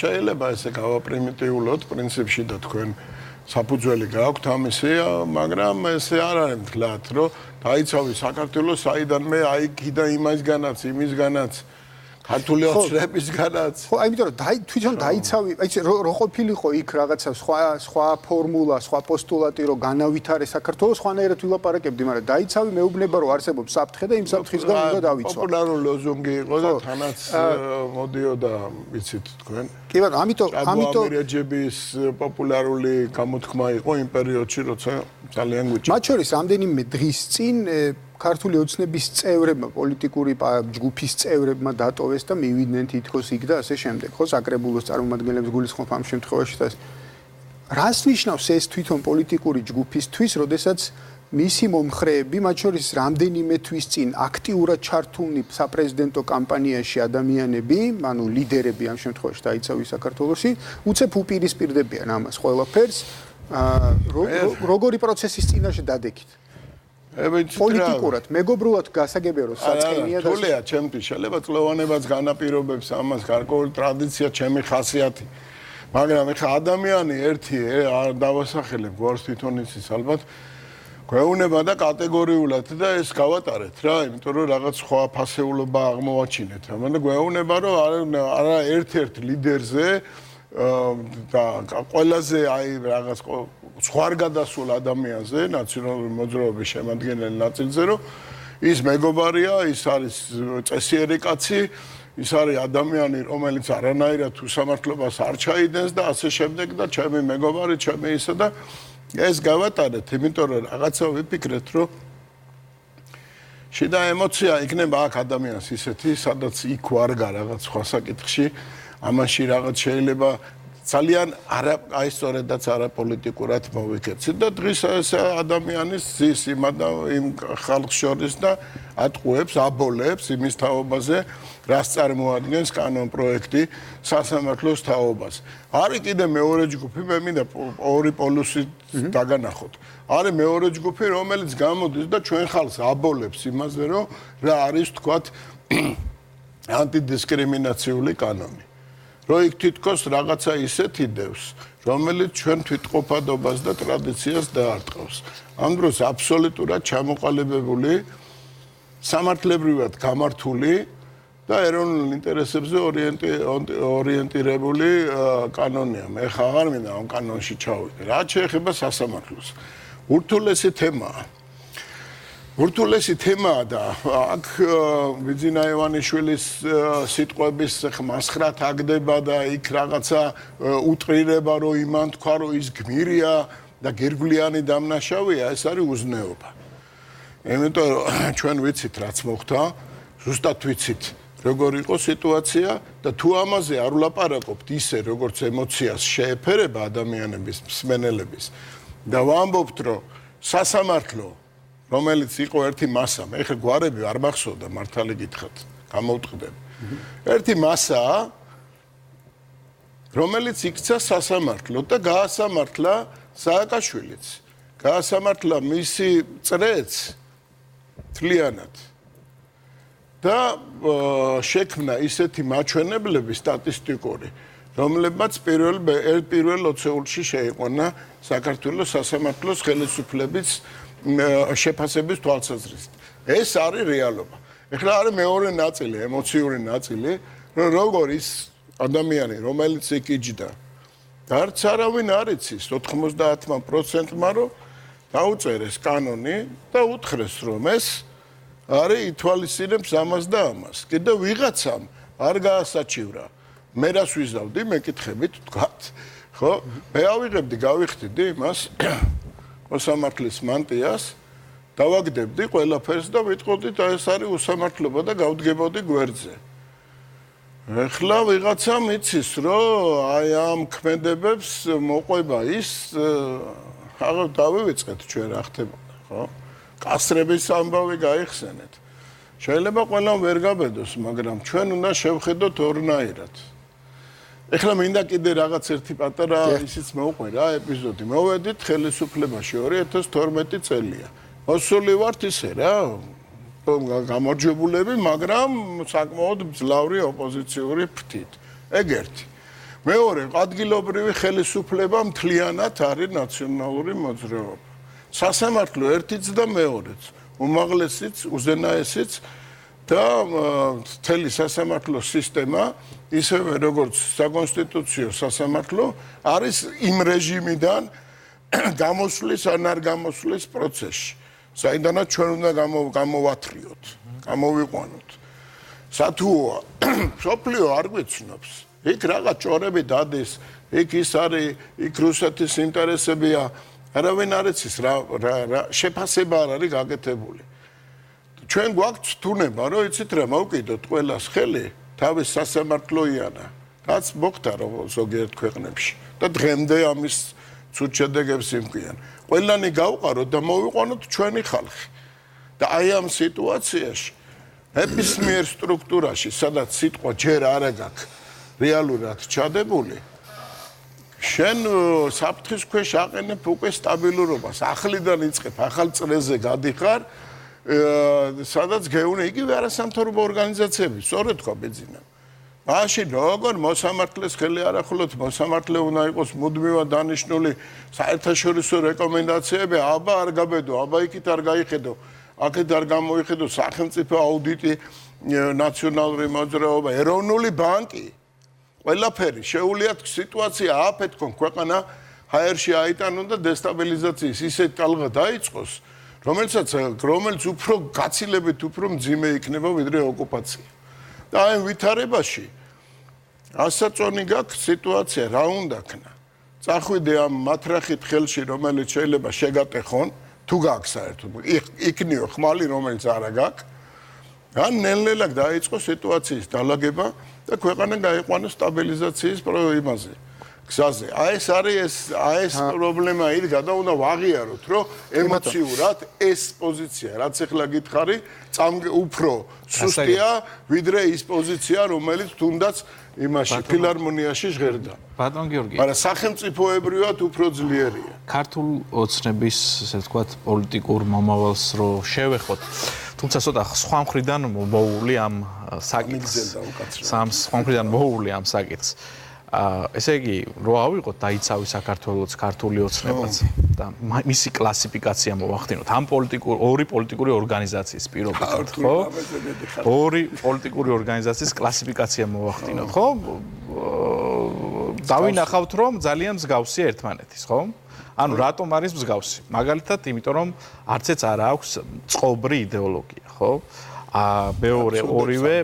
ორივე პერსონიფიცირებულია, შეიძლება ასე ითქვას, ხო? არ აქვს სამწუხაროდ რაღაცა პოზიტიური დღის წესრიგი, ხო, რომელიც ასე ვთქვათ, იქნებოდა მომავლის ხედვა. განვითარებოდა და ხშირ შემთხვევაში არ აქვს პასუხები, კონკრეტული პასუხები ისეთ საკითხებზე, როგორიც არის ეკონომიკური განვითარება, ისეთ საკითხებზე, როგორც არის სიღარიბის დაძლევა, უთანასწორობის შემცირება, შემოსავლების უთანასწორობის და სიმდიდრის უთანასწორობის შემცირება ქვეყანაში და კიდევ ბევრი სხვა სოციალური საკითხი, ხო? თქვენ თუ ფიქრობთ, აქვს თუ არა ქართულ ოცნებას ამ კლასიფიკაციიდან ამოვიდეს და გადავიდეს უკვე შემდეგ, ასე ვთქვათ, შემდეგ ეტაპზე და შექმნას რაღაცა ტრანსფორმაცია მოახდინოს, ხო? იმიტომ რომ ქართული ოცნება შეიქმნა იმისთვის, კონკრეტული მიზანი გააჩნდა, ხო? მაშინ რომ აი 2012 წელი გაიხსენეთ, თქვენ კონკრეტული მიზანი გააჩნდა, რომ დაემარცხებინა მიხეილ სააკაშვილის რეჟიმი. მიხეილ სააკაშვილის რეჟიმი და ნაციონალური მოძრაობის რეჟიმი დამარცხდა, რაღაცა ასე ვთქვათ, ეტაპი გავიარეთ, ახლა მოსახლეობას აქვს შემდეგი ეტაპი, ხო? სხვა ტიპის მოთხოვნილებები და მოთხოვნები. ეს არის მოსახლეობას უნდა რომ უკეთესად ცხოვრობდეს. ანუ თუ აქვს ქართულ ოცნებას ამგვარი ტრანსფორმაციის შესაძლებლობა, თქვენ როგორც ხედავთ? მე პირველი რაც შემილია გავაკეთო, გაგაკრიტიკოთ, მეორე რაც შემილია მოვიგონო და გულწრფელი ვიყო, ეგ საკითხები მე მილაპარაკია ჩემ თავთან და გულწრფელი თავს ხო არ გავაკრიტიკებ მულტიმში რა.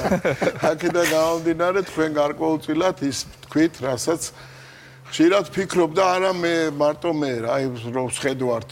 გინდაც ისე საქმიან იმაში, ატმოსფეროში და გინდაც რაღაცა სუფრასთან მაგალითად. არის ეგ საუბარი. საქმე იმაშია, რომ ქართულ ოცნებას არ მახსოვს მე პოლიტიკური პარტია, რომელიც გარკვეულ პიროვნებათა იმას ხო. უზარმაზარია პიროვნების როლი. ხო, არის და ეგეთი არის ამერიკის შეერთებულ შტატებშიც, ევროპაშიც, მაგრამ აი თქვათ, როდესაც ვლაპარაკობთ აღარ დავასახელე პარტიებს, არ მინდა რომ სხვა ქვეყნებს გადავწყვდე მათი შეფასების თვალსაზრისით, ესეც ალბათ დიპლომატიური აზროვნებიდან გამომდინარე. გერმანია 4 თვე ამყოფა პრინციპში უმთავრობოდ, ხო, ვერ შექმნეს, ვერ მოილაპარაკეს, ვერ გააკეთეს კოალიცია. აი პროპორციული არჩევნების ერთ-ერთი საფრთხე ეგ არის. კოალიცია ვერ შექმნეს, ახლა ამ სამთოს ვერ გაუძლებდა საქართველოს. უმთავრობოდ და აი ქაოტური იქნება. ეს გადახვევა გავაკეთე კიდე ჩემი ის ჩავაგდე. ასე იტალიასაც ხონდა იგივე პრობლემა. ხო, იტალიასაც ხონდა, იტალია უფრო სუსტად, ესპანეთსაც ხონდა ეგეთი პრობლემა. არის შვედეთს ხონდა ეგეთი პრობლემა. ასე რომ ხო, მაგრამ რატო ვერ თანხმდებიან, რომ მივიდნენ ერთმანეთთან, აი თქვათ მე და თქვენ იდეოლოგიად განსხვავებული და მოდი რა მოვილაპარაკოთ, ქვეყანა არ დაუღუპოთ და რაღაც საერთო აზრზე მივიდეთ რა. აი ეგეთი პრობლემა საქართველოში არსებობს და მე მგონი 2024-ში თუ გადავლახეთ ახალი თაობის პოლიტიკოსებმა თუ შემოიტანეს თორე იქამდე არ იქნება. აქედან გამომდინარე დღეს თქვენ რასაც ამობთ ხედვა ერთიანი განსხვავება იცით რაშია. განსხვავება რომ არის იმაში რომ ჩვენ ვინც ვართ დიდი კრიტიკა ყველაფერს რასაკვირველი მთავრობა არის კრიტიკას არ იმსახურებდეს, მაგრამ რესურსი რაც გაკეთდა, თქვათ იგივე პიროვნული ბიზნესმენის მხრიდან. თქვათ იგივე საოკუპაციო ხასთან სოფლების გაზიფიცირება, ან სასმელი წყლის მოყვანა, ან 440 საწარმოს შექმნა. ეხლა აბასაც უტრირებას უკეთებენ, ხო, აი გუგუნებს, ქარხნები და ბოლი ამოდის და 440 საწარმო, სასტუმროები, კოოპერატივები, ეს რას ნიშნავს, იცი? 25000 დამატებით სამუშაო ადგილს. ტენდენცია იმ ვითარებაში, როდესაც ეს პატარა ქვეყანა შიდა გარე გამოწვევებიდან თავს იცავს, ტენდენცია არის პოზიტიური. არც ერთი მაჩვენებელი საერთაშორისო არ არის ისეთი, რომელიც არაჩვენებს მნიშვნელოვან წილსვლას. ეს ახლა ოჯახს რო არ ეტყობა, ეხლა ვინც მიყურებს და ცუდად არის და ვთქვათ არა, აქ პრობლემა აქვს სახში, ის მწყევლის ალბათ მეტყვის, რომ თქვენი სტატისტიკა არ მაინტერესებს. მაგრამ ბევრ ოჯახში აი ეს არის განსხვავება ჩვენსა და იმ ხალხს შორის, ვინც ემოციით უდგება მხოლოდ ამ საკითხს. ემოცია მეც მაქვს, მაგრამ ემოციის გარდა კიდე სხვა რამე მაქვს, რისთვისაც ხალხი ხმას გაძლევს. ბატონ გიორგი, დიდი მადლობა უნდა გითხრათ, რომ იყავით ჩვენი სტუმარი ამ თემაზე. და მაინც მოკლედ თუ შეგიძლიათ რომ მითხრათ, აი ამ ყოველფრის გათვალისწინებით, ხო არ ამოწურა საკუთარი თავი ქართულ მოუწნე?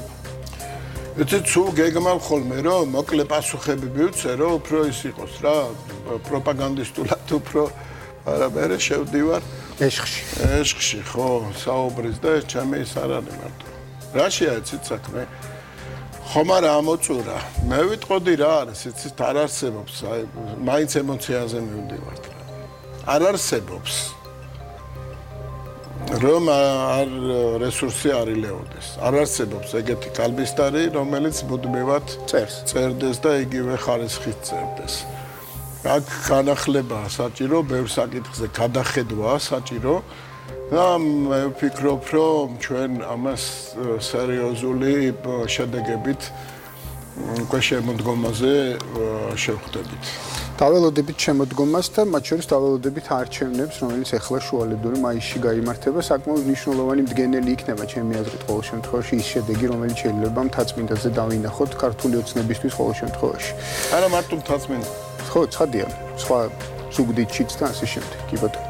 მადლობა რომ ჩვენთან ერთად იყავით დღეს. გიორგი ვოლსკი იყო ჩვენი სტუმარი, პარლამენტის ვიცე-სპიკერი, ჩვენ კი ზუსტად რამდენიმე წუთში დაგიბრუნდებით საავტორო ხედვით, რომელსაც დღეს თენგიზ ვერულავა წარმოგვიდგენს, ჯანდაცვის პოლიტიკის ინსტიტუტის ხელმძღვანელი, საყოველთაო ჯანდაცვის წინაშე არსებულ გამოწვევებზე და პრობლემებზე ვისაუბრეთ.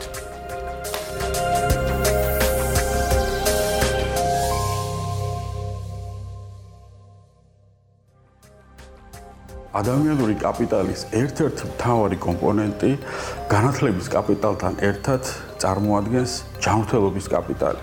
იგი გულისხმობს, რომ რაც უფრო განათლებულია საზოგადოება, რაც უფრო ჯანმრთელია მოსახლეობა, მით უფრო მაღალია ეკონომიკური ზრდის ტემპები ქვეყნის.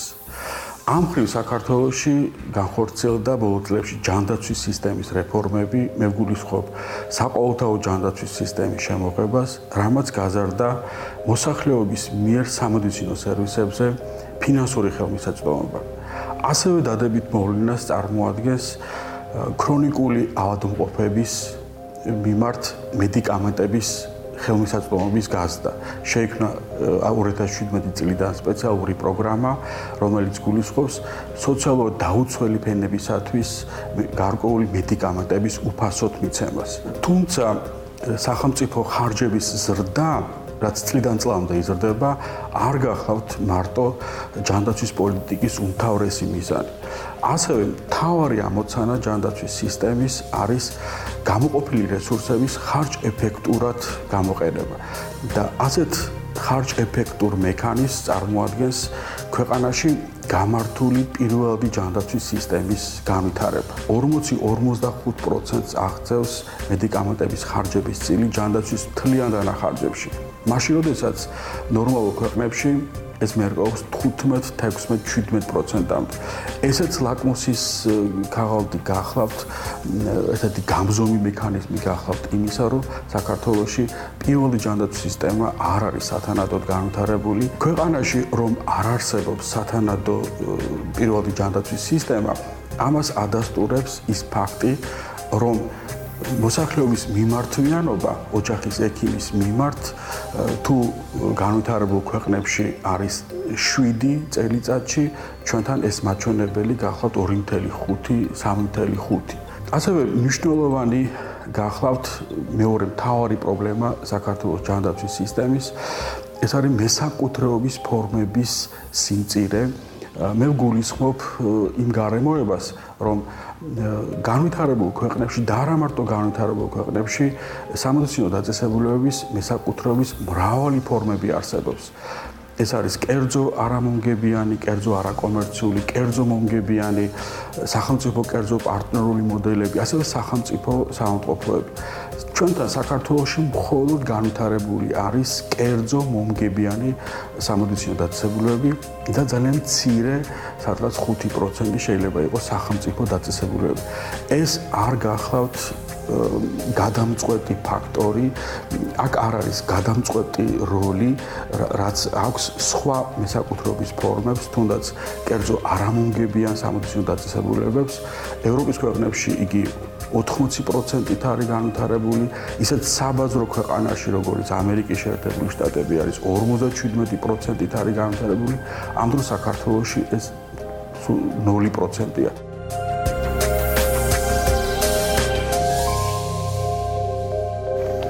ბრუნდებით ეთერში, ჩვენი სტუმარია, როგორც გეკითხარით, თენგიზ ვერულავა, ჯანდაცვის პოლიტიკის ინსტიტუტის ხელმძღვანელი, საღამოშვიდობის ბატონ თენგიზ, მადლობა, რომ ჩვენთან ერთად ხართ.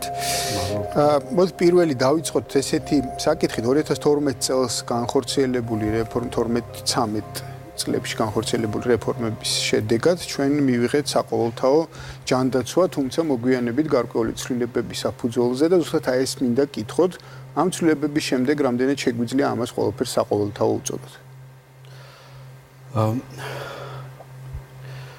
მე მაინც დავიწყებდი ადამიანური კაპიტალის კონცეფციით, იმიტომ რომ დღეს ძალიან პოპულარული არის ეს კონცეფცია. თვითონ პრემიერ-მინისტრიც გამოვიდა განათლების რეფორმებთან დაკავშირებით და არაერთხელ ახსენა ადამიანური კაპიტალი. თვითონ ეს ადამიანური კაპიტალი შედგება ორი კომპონენტისაგან. ეს არის განათლების კომპონენტი და ჯანმრთელობის კომპონენტი. თავიდან 60-იან წლებში დაინერგა ეს კონცეფცია, სხვა შორის მის ავტორებს გარი ბეკერს, გროსმანს და შულც მიანიჭეს ნობელის პრემია. ეს რას ნიშნავდა, რომ სახელმწიფომ უნდა დახარჯოს ინვესტიციები უნდა განახორციელოს განათლებაში, იმიტომ რომ განათლების გარეშე არ იქნება ეკონომიკური ზრდა. თუ არ აყავს ქვეყანაში განათლებული საზოგადოება, შენ არ გიქნება ეკონომიკური ზრდა. ამისათვის საჭიროა ბევრი ინვესტიციები სახელმწიფოს მხრიდან. შემდეგ უკვე გაჩნდა ჯანმრთელობის კაპიტალის კონცეფცია, რომ მარტო განათლება არ არის საკმარისი, აუცილებელია ყავდეს ჯანმრთელი მოსახლეობა, იმიტომ რომ თუ შენ ჯანმრთელი მოსახლეობა ყავს, იზრდება პროდუქტიულობა, იზრდება მწარმოებლობა, შემოქმედებათა და საერთოდ ეს დაკავშირებული არის ეკონომიკურ ზრდასთან. ეს გახდა როგორც მთავარი საფუძველი იმისა, რომ სახელმწიფოებს შემდგომ განეხორციელებინათ ძალიან ბევრი ინვესტიციები განათლებაში და ჯანდაცვაში.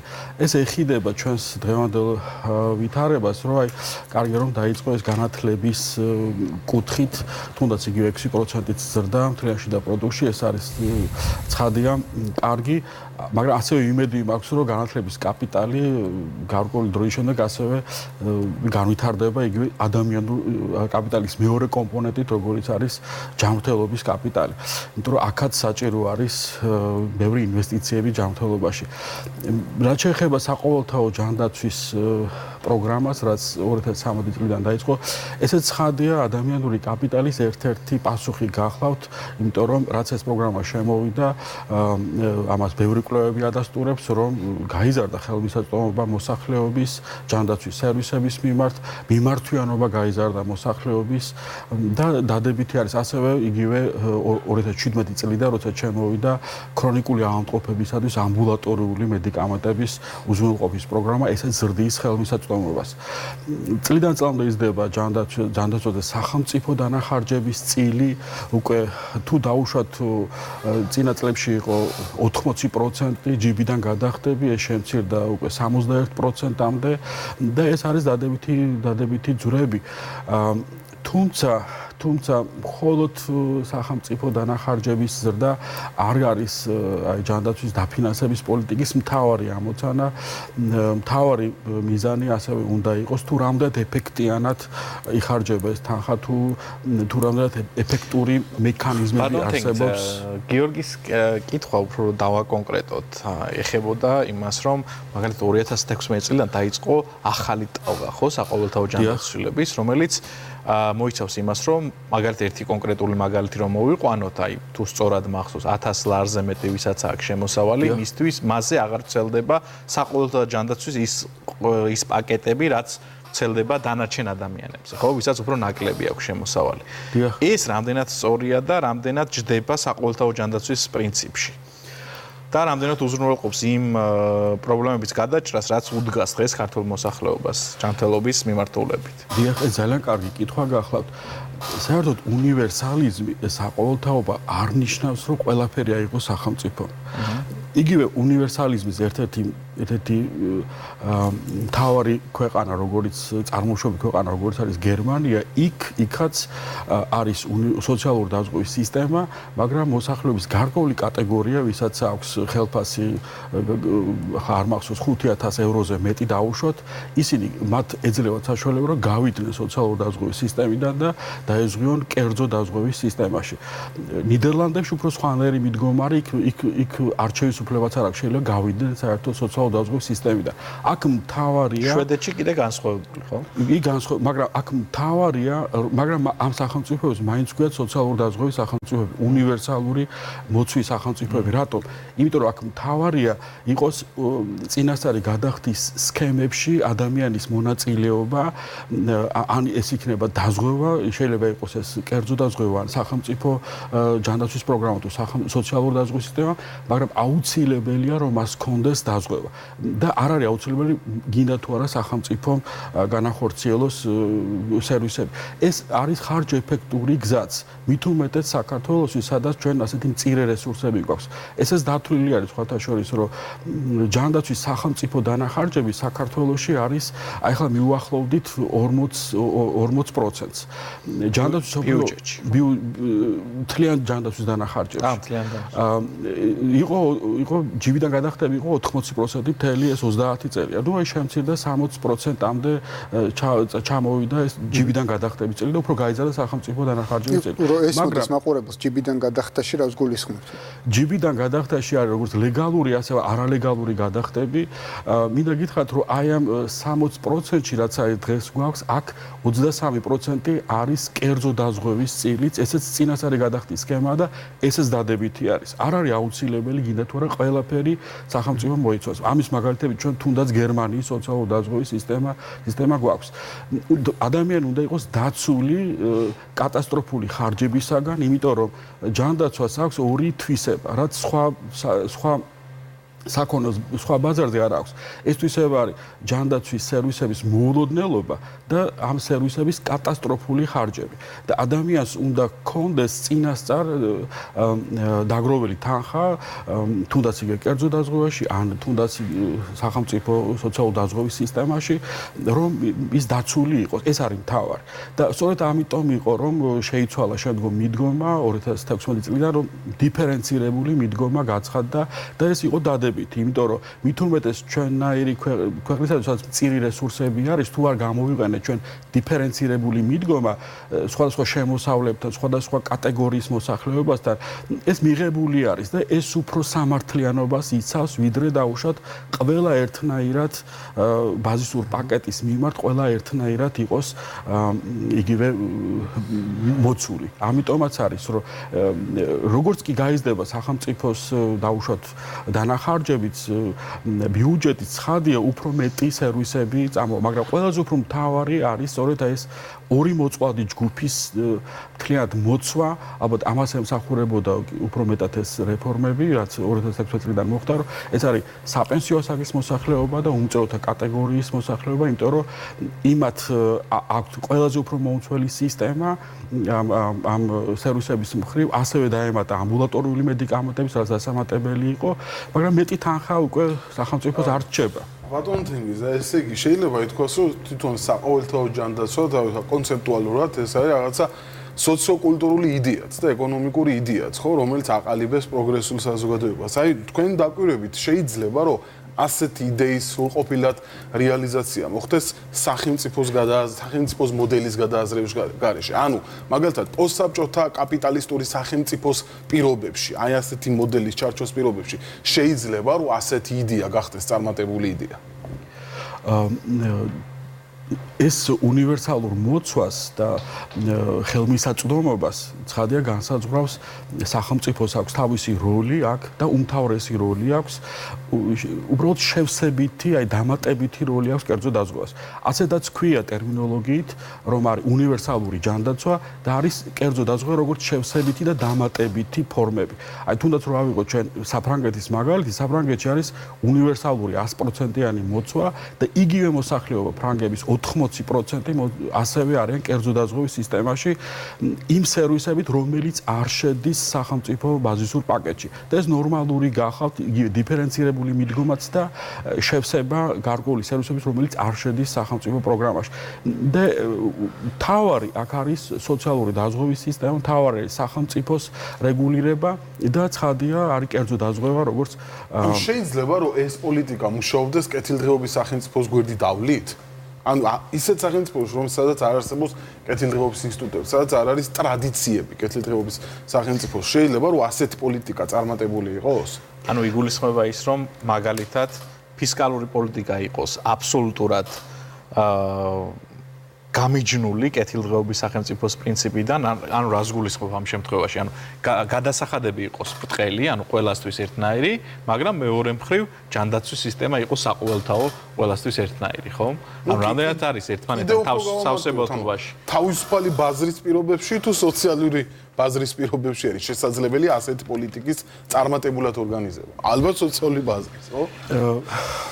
საერთოდ ბაზარს მე უფრო მომხრე ვარ ესეთ ბალანსი, სადაც იგივე ჯანდაცვის სისტემაში, სადაც იქნება სახელმწიფოს მარეგულირებელი როლი თავის ადგილზე და ასევე ბაზრის ელემენტები, სადაც იქნება რაღაც ოქროშუალედი და ბევრ ქვეყნებში არის ეს ოქროშუალედი დაცული, განსაკუთრებით ევროპის ქვეყნებში. მე მეცაც გეტყვით, აი ესეთი საბაზრო ქვეყანა, როგორიც არის დაუშვათ, მე არ ვლაპარაკობ ამერიკის შეერთებულ შტატებზე, მარტო აი სინგაპურიც კი იქ არის შერეული სისტემა, სადაც უმთავრესი არის უნივერსალიზმი, უმთავრესი გახლავთ იძულებითად სავალდებულო წესით სამედიცინო შემნახველი ანაბრები, მას ემატება კატასტროფული ხარჯების დაზღვევა და შემდგომ უკვე სახელმწიფო სუბსიდირება. ანუ სამი ფორმა ერთად თან არსებობს. ეს ემიდის დღეს მსოფლიო, სადაც არის უფრო ჰიბრიდული, შერეული ფორმები, სადაც თან არსებობს ყველა ელემენტი და ყველა ელემენტს აქვს თავისი როლი და ფუნქცია. ბატონ თენგის, თქვენ როდესაც საუბრობდით საყოველთაო ჯანდაცვის სისტემის პრობლემებზე, ერთ-ერთი დაასახელეთ, ეს არის პირველადი ჯანდაცვის პრობლემა, ხო? ანუ რო ავხსნათ მაუწყებლისთვის რა არის ეს პრობლემა, რაში მდგომარეობს და შემდეგ რო დაუკავშიროთ ეს საკითხი საყოველთაო ჯანდაცვის სისტემას, რა საფრთხეებს უქმნის ის მას? პირველადი ჯანდაცვის სისტემა არის როგორც ფუნდამენტი საერთოდ, აი თვითონ სახელიც გვიჩვენებს ამას. საერთოდ ჯანდაცვა არ გახლავთ მხოლოდ მკურნალობა. ჯანდაცვა უმთავრესად არის პრევენცია და პრევენციას ამ სისტემაში აკეთებს უმთავრესად პირველად ჯანდაცვის სისტემა.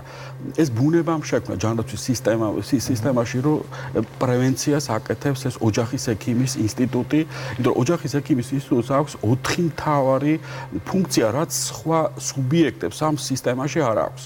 ეს მთავარი ფუნქციები არის, როგორც პირველი კონტაქტი არის ამ სისტემაში, პირველი ჯანდაცვა, როგორც მეკარიბჭეობის სისტემას ეძახიან ამას, მეორე ეს არის ყოვლის მომცველობა, ანუ ყველა უნარები უნდა იცოდეს ამ ჯანდაცვის ყველა მიმართულებების, არის თვითონ კოორდინირების უნარი, ანუ და მეოთხე ეს გახავთ უწყვეტი სამედიცინო მეთვალყურეობა, ანუ მთელი ცხოვრება მეთვალყურეობა. ეს არის ყველაზე ხარჯეფექტური და პრევენციაზე ორიენტირებული სისტემა. ეს ამიტომაც არის უფრო იაფი, იმიტომ რომ უფრო იაფი არის დაავადების ადრე გამოვლენა, ვიდრე დაუშვათ უკვე განვითარებული დაავადების კურნალობა. ამაში გვეხმარება პირველად ჯანდაცვა, ეს არის შეუცვლელი, როგორც ფუნდამენტი, ანუ ოჯახის ექიმის ინსტიტუტი, იგივე პირველად ჯანდაცვის სისტემა და თუ არ არის ეს ფუნდამენტი განვითარებული, მაშინ ძალიან ძნელია შემდგომ სხვა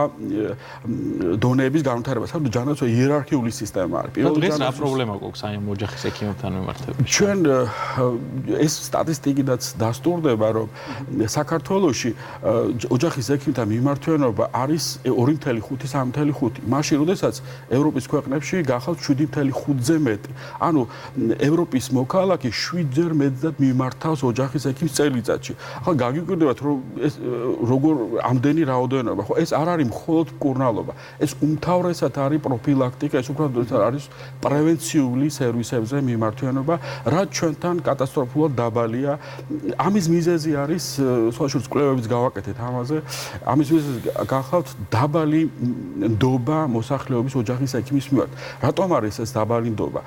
იმიტომ რომ არის დაბალი განათლება, არ არის ის ყოვლის მომცველობა, რაც ოჯახის ექიმს ჰქონდეს და მეორე ოჯახის ექიმის დაბალი განათლება თუ ოჯახის ექიმის არასათანადო განათლება, კვალიფიკაცია და მეორე დაბალი ანაზღაურება. ეს 600-700 ლარი არ არის ის, რაც კვალიფიციურ ექიმს წარმართავს და ტვირთი აქვს ძალიან ოჯახის ექიმს ძალიან დიდი ტვირთი აქვს, ძალიან ბევრი სამუშაო აქვს. ის პირველი კონტაქტია და ეს 4 ფუნქცია, რასაც აკეთებს, ძალიან შრომატევადი არის. მე მეცაც გეტყვი, ჩვენ მეზობლად თურქეთში რეფორმა ჩაატარეს 10 წელიწადია და სახელმწიფო დიდი ინვესტიციები განახორციელა განათლებაში, რო აეწია განათლება, ამ ოჯახის ექიმების განათლება და მეორე ანაზღაურება. ოჯახის ექიმის ანაზღაურება დღეს გახდა 2500 евро. ანუ ეს ორი კომპონენტი უნდა იყოს, ეს განათლება და შემდგომ ანაზღაურება. ამაში არის, რომ ინვესტიციები უნდა განახორციელოს სახელმწიფომ, რაც შეიძლება მეტი, ამას ეს უკავშირდება სწორედ აი სახელმწიფო ფუნქციას, რომ მან უნდა ჩადოს დიდი ინვესტიციები პირველ ჯანდაცვაში.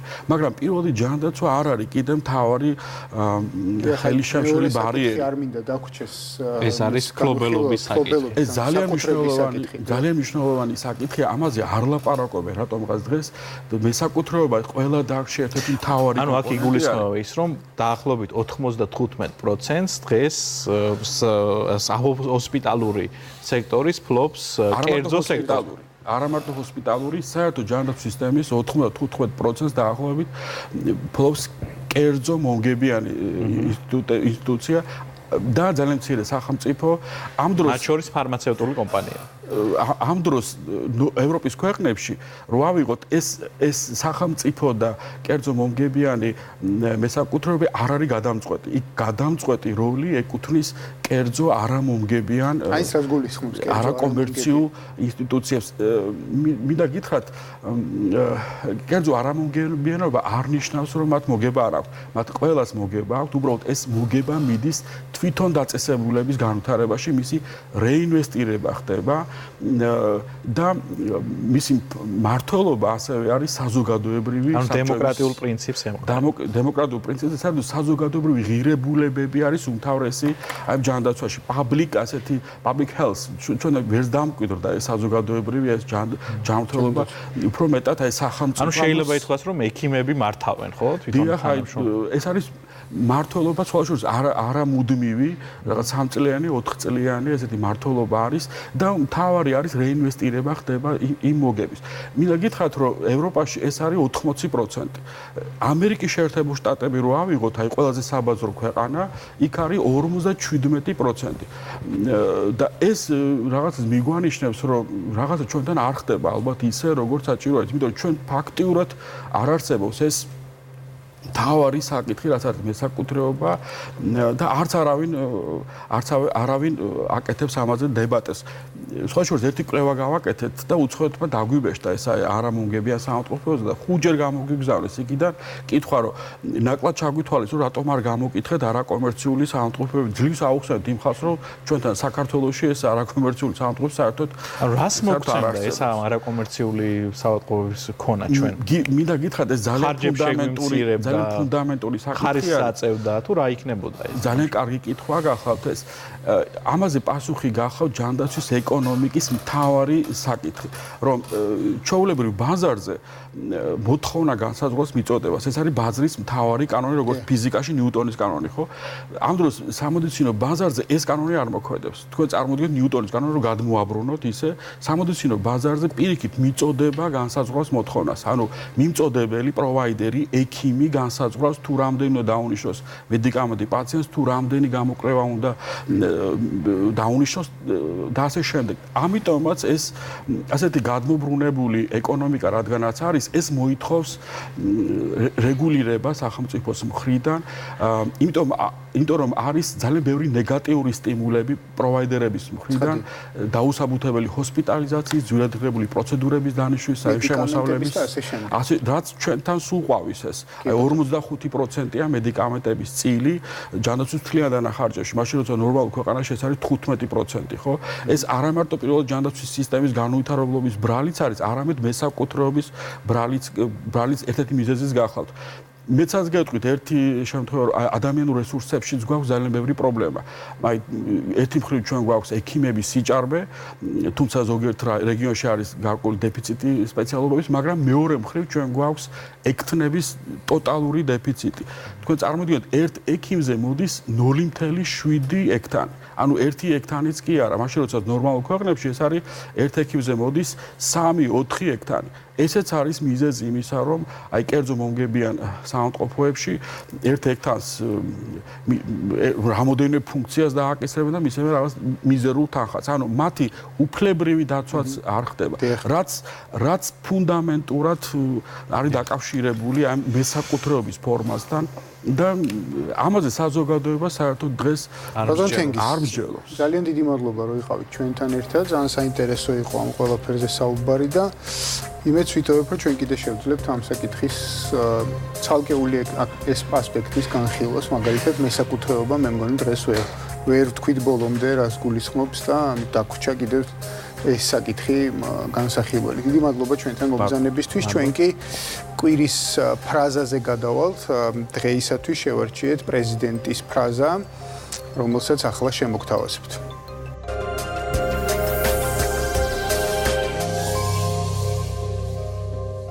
საქართველოს განვითარება გადის თავისი რეგიონების განვითარებაზე და ამდენად სოფლის მეურნეობის განვითარებაზე.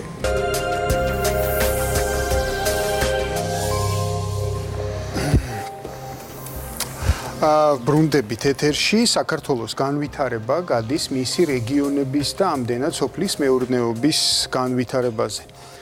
დატო,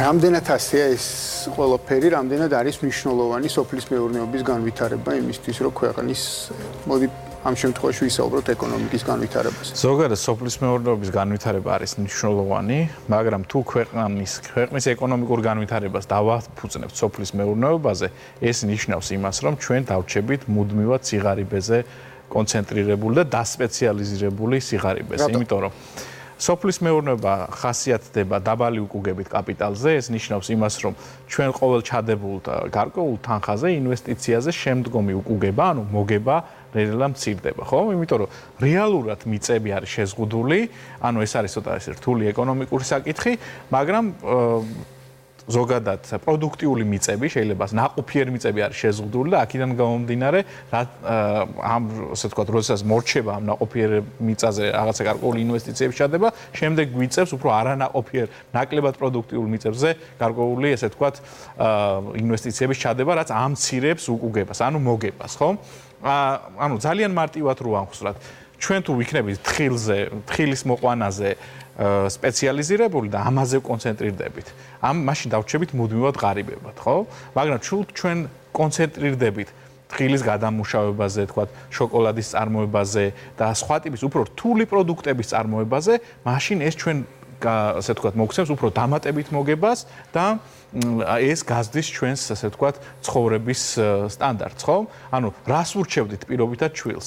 შვილს ურჩევდით, რომ მან არაფერი არ ისწავლოს და პირობითად გახდეს ავტომობილის მრეცხავი, თუ შვილს ურჩევდით, რომ მან ისწავლოს ინჟინერია, მან ისწავლოს რაღაცა კონკრეტული სამართლის დარგი, რომელი იქნებოდა ჩვენი რჩევა ჩვენი შვილებისთვის, ხო? ჩვენი რჩევა შვილებისთვის იქნებოდა უფრო მაღალ პროდუქტიულ დარგზე კონცენტრირება. ხო, ასევეა ქვეყნის შემთხვევაში. თუ ჩვენ კონცენტრაციას გავაკეთებთ სოფლის მეურნეობაზე და რასაც დღეს ვაკეთებთ, ჩვენ ვიჩ დავჩევით მუდმივად ღარიბება, თუ ჩვენ კონცენტრირდებით გადამამუშავებელ მრეწველობაზე, მაღალი ასე ვთქვათ და მაღალი პროდუქტიულობის და ინოვაციურობით გამორჩეულ სერვისებზე ამ შემთხვევაში ჩვენი ეკონომიკა წავა წინ.